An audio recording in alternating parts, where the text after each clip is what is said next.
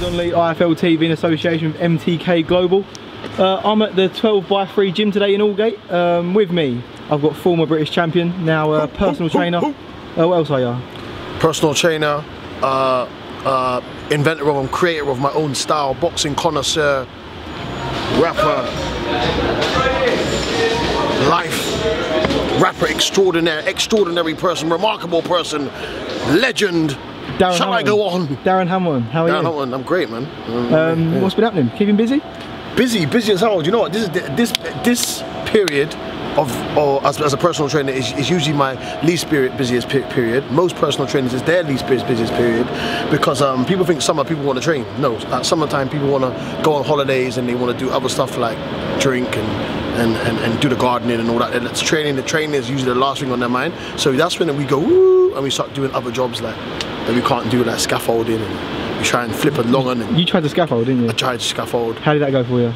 Let's put it this way: God creates people to do certain things, and you only be good at that thing. I think that's why there's some people shouldn't teach boxing because they're not good at it, or some people shouldn't get boxing. If you're on a losing streak, or if you're taking too many punches, stop boxing.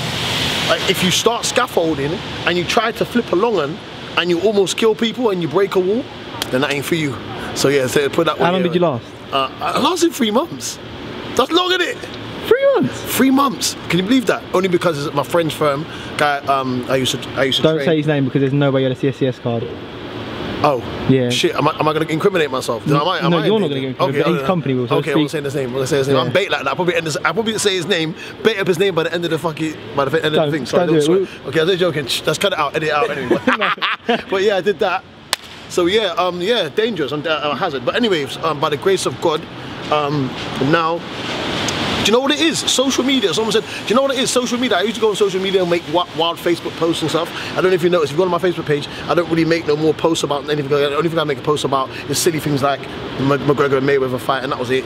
And that's it. Really, I don't really make any more posts. What I do now is I've got Snapchat, I've got Instagram, I've got what's the other one? Okay, WhatsApp story, and I've been sharing my videos of the people that I train, and that has just brought more people to seeing the content and seeing what I can do as a trainer, and seeing my character, my charisma, my energy, and I'm getting loads of people training with me, so I'm doing really well. I mean, obviously down here we've got you, Kevin Mitchell, Darren Barker, all the names. All the names. Big old names there. All the names, and I keep making a statement. Yeah, I am going to preach this gospel till I'm blue in the face. Since leaving boxing, yeah, I have not wasted. There's no such thing as wasted because remember, everything's an experience. I have spent 1.5 years going to other gyms, and they usually have box on the end. Am I not allowed to say their name either on it? Gym box. Oh, you said it. Gym box, co-box, anything with box on the end of it. Anything that tries to proclaim the word box too much. Box. This box. We'll have gyms, and no disrespect to the people in the gym because they're beautiful, they're amazing people, but they're not boxers. Never boxed in their life. Me and Spence always have this joke and say, box, yeah, he's boxed before. He's boxed oranges, apples and pears. He's never ever been in a ring. He might have been in some other kind of ring, do you know what I mean? But he's never been in a boxing ring, do you know what I'm saying? And these people are teaching other people how to box, and it's dangerous. And we're rubbing shoulders with these people, and these people are charging £60 an hour. £60 an hour. You know what you can do with £60 an hour these days? You know what you can do with £60 these days? I'm not going to tell you what I'd do with £60 an hour. Okay, I was meant to say that came out wrong. You know what you can do with 60 quid these days. Anyway, £60 is only for money, and you're paying that to someone who's never boxed in their life. Like someone came to me and said, show me how to kickbox. I wouldn't even pretend. I wouldn't even attempt to try and throw a kick, because why would you try and attempt to do something that you're not a specialist at? And this is why a lot of people get attracted to boxing, because they can't see. They haven't got connoisseur eyes. So when they see stuff, it's why black people for so long. Oh, he's shit. Of course it looks shit, but you don't know what I'm doing. Does that make sense? So only connoisseurs can look at certain things and see it. See what it is for what it is. Little small things. You see people walking on people onto punches and setting up knockouts, whereas where the uneducated eye would look at that and think it was just luck and things like that. And this is why you got these people who think that they watch 2 videos on YouTube and now they're a trainer. Now they want to open boxing gym and they're not boxers. And this is what this is bullshit I've been this is bullshit I've been doing for 1.5 years, working in gyms with people, working alongside people that's never boxed in their life. I would never try and teach football. I'm absolutely useless. I would never try and teach scaffolding. Would you teach rap? I wouldn't even teach rap. I'm not, because I'm not a master at it. I'm alright at it, but I'm not a master at it. Does that make sense? And I would never teach scaffolding because I end up killing someone or teach someone else to kill someone. Same thing with this boxing here, and that's why you have to look at this gym here. Bad boy gym, look at that. Darren Barker and Ryan Pickard came up with this idea, 12 by 3s. Yeah, it was a Repton theory, yeah, for the way how they train. And again, remember I told you about gyms that always watch out for these pranksters. Gym box, co-box, whatever box. It's fake, it's fraudulent, yeah? They're calling themselves box, they haven't got boxers in the gym. They have one or two, maybe one or two, yeah? This here, 12 by 3, ain't trying to call itself box. Why did they not call it champion box? Darren Barker, world champion box.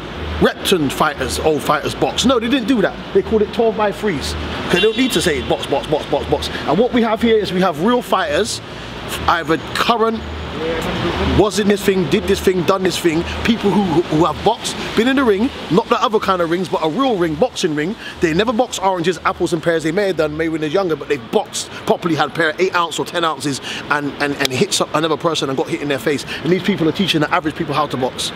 Right. Enough about 12 by 3, I mean, you've really sold that one there. Yeah, really sold it, innit? I'm selling it, man. See, I'm good at that. You're on commission? I'm not even on commission, I'm just being real. And I had to make you feel my pain because it's frustrating. It is frustrating. Everyone's a trainer now. You've got it out. Everyone's a trainer. Stop it. One of your fake guys, stop it, I'm going to expose you. One of your older opponents, Curtis Woodhouse, he's a football manager at the moment. Oh, is he? You know that? No, he was before that. Football manager. No, he was a footballer before. Huh? Now he was a footballer, then a boxer, now he's a football manager. Oh yeah. And he's coming back to boxing. He's making a comeback. Is it? That's good. That's good. That's good. Date. Did you not know this? I kind of knew that, but I had to make that surprise look like, oh, I did. Go on, I don't know that. Yeah. Do you think you should be coming back? Do you know what? Yeah. Like my opinion's gonna sound biased, but I think you know. Remember, I'm someone that defeated the odds. And I'm an odds person. He defeated the odds when he got the decision over me. So at the end of the day, him coming back, does he feel like he needs to come back? You know, I'm quite sure he's not doing it for money. He's doing it for other reasons and whatnot. I know his wife don't want him to come back. If he's going to come back, I don't know. To me, my own personal opinion, if I'm going to base my brain on the same kind of level of reality what we all have, I don't think he should come back. But if I'm going to base my brain on the person who defeated reality and did what I did, maybe he might prove us all wrong, maybe he might change, but we're not boxing. Boxing's like, there's a shelf life, just like footballers have a shelf life. The scaffolders have a shelf life. Scaffolders can keep on going until they injure themselves, innit? Scaffolders keep going. They keep going until they kill someone, and then they... All that, sometimes they even keep going after that. If you can't, you can get away with it. Yeah, you can kill someone. I thought, oh my God, imagine there's enough places to bury a person on a building site, mate. Yeah, you know what I mean? True. But anyway, we're going the wrong direction. But yeah, Curtis Woodhouse, should he come back? I don't think so. What do you make of the division since you've left? I think the division's hard now. I'm like thinking to myself, wait a minute. Is that why you ain't coming back? Yeah, of course not. Yeah. Listen, look, I've got time for that. Do you know what I mean? But if Ed started talking if he started putting some O's on the checks, then I'd be like, right, you know what, might make it worth it. But I'll be real with you, doing this, I'm making more money. And then the worst thing that happened to me was the fact when I started looking at things like a business person. When I first come to London, I didn't really care about money. I just cared about cared about proving myself, making a name for myself. And now once that went, my belly was full on boxing.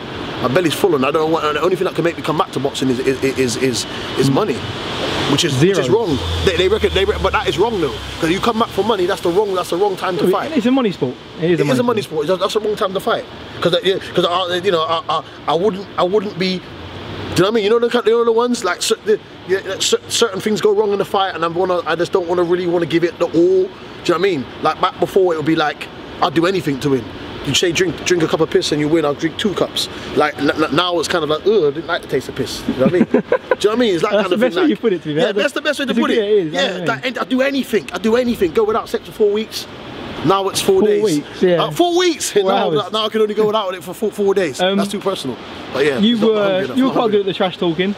You had raps and whatnot. What do you make of Ohara Davies? He sort of slipped onto the circuit as you slipped out. I reckon he's good for the sport. It's amazing to watch. Listen, everybody needs a bad guy.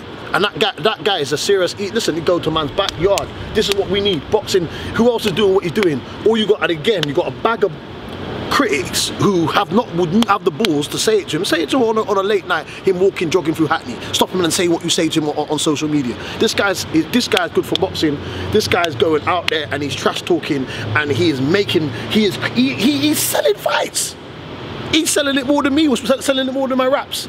Do you know what I mean? And I know what it's like to go out in a crowd full of animosity. When you start that, when you're a certain person that's different, when you're you had this, without sounding rude, you had the exact same thing. I'm sorry for stopping you. Yeah. But obviously he trash talk, went to Scotland, lost. Yeah. You sort of done the trash talk, went to Hull, and lost. And he had to eat words. I mean, you obviously know how he feels. Yeah, I know exactly how he feels. And for the way he's bounced back from it, Jesus Christ, you know, and good luck to him, because I didn't get no opportunity like that after that. I did actually. I did get the opportunity, but obviously because I train at the time, and obviously my trainer at the time said, "Oh, don't take it." Skeptical, but I would have just. Who was that fight? Just out of interest, who was the fight? The fight would have been with Tyrone Nurse. It would have been with Tyrone Nurse, and I fancied it. And obviously, when I said my old trainer, my trainer never says no to nothing. Obviously, he took 5 days notice. So changing train at that time obviously shocked me. Do you know what I mean? Because then. But the only reason, obviously I keep talking about the past, people say this millions of times. The only reason why I allowed my trainer at the time to say, to intervene and say don't take the fight now, because Ed promised me that I would still get the fight later. Does that make sense? Yeah. But obviously when he lost to Dave Ryan, then they're questioning, they're starting to scratch their head. Obviously, I beat Ado Anwar, who toyed with Tyrone Nurse. I beat Dave Ryan, who wouldn't fight. He would not fight me. This is ask Eddie Hearn. He wouldn't fight me with 3 days notice. 3 days. That's 2 days less than my 5 days notice. He'd prefer to fight John Wayne Hibbert with a full camp. Yeah. And obviously you could see why. But obviously John Wayne Hibbert's made a comeback now. Is that a fight you could come back for that maybe? That's what I'm saying. Come back, man. Like I said to you, I'd only be coming back for money, and the money would have to be right. How much you weighing right now? You look good. Do I look good? Do I? In a no homo kind of way. Kind of training and all that, still working out, still work out with the clients and stuff, still do my own thing. My new thing is trying to put some weight on and trying to get big. Yeah. I'm so you busy. You on the juice, have you? No, I haven't. You're not even selling anything. I can afford it now. I can afford it. Get big, boom. Woman, you see me next time. You do this interview like that. Security guard. Yeah. Get your job doing the security boxing. But yeah. I film London, I film for life. IFL TV now. IFL TV, you're not getting big now, yeah? TV. You're getting paid now. Always have to big this. Always have to remember this. Sonny got this job through the back of me. He came with me to Hull when they robbed me for my title. And he came with me to Hull, and then obviously he went and started chatting to Ed. Ed put him on to Coogan put him on. Now he's on. So yeah, I'm responsible. Still here. 3 years, 4 years later. But Spencer would always try and make it seem like it is kind of Spencer, isn't it? It was all Spencer never bought me. No, if I never met Spencer, I'd never meet you. They would never meet, yeah. Anyway. By 6:30. Go on, Darren. Thank you for IFL TV.